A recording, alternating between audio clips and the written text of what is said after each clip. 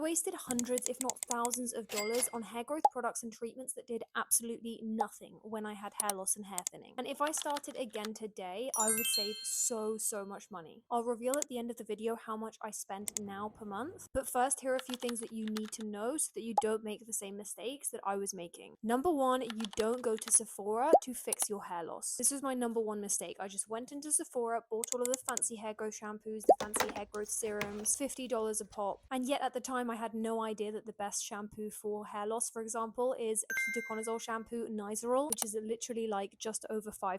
It's like $10. Moral of the story is that all of those fancy hair growth products in Sephora do not actually have the real pharmaceutical ingredients to reverse hair loss and hair thinning. You're better off going to a pharmacy where you can get things like minoxidil. Number two is don't pay for in-clinic treatments that you can't maintain. When I first started losing hair, I went to fancy dermatologists. I was a student. I had literally no money at the time, and I was spending all of the little money that I had on all of these really expensive treatments that then I couldn't maintain. And if you don't maintain them, you lose the results. But whenever you go to a clinic, that clinic is going to want to sell you their expensive treatments. Don't buy them unless you can afford them. It doesn't mean that they don't work, but you have to be ready to commit to that long term. Number three is that the core of your routine has to be, and I mean has to be, minoxidil and DHT blockers. Minoxidil is what grows your hair. It's the number one best proven hair growth treatment. There's nothing like it. There is no serum that can give you the results of minoxidil, and anyone who tells you otherwise is just trying to sell you something. There's literally nothing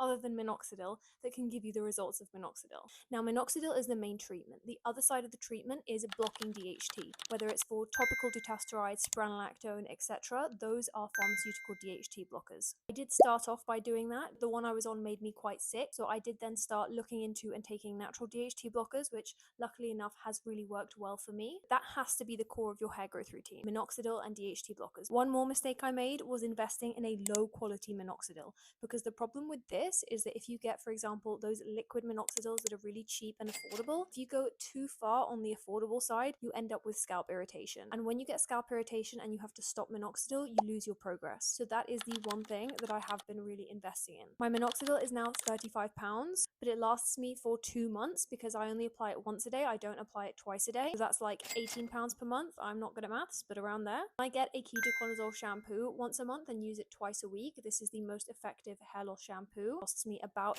£8 a month. I also have a scalp massager with red light therapy, which wasn't super cheap, but you only have to buy it once and then you never pay again. So let's say I bought it and used it for 12 months. It was £69.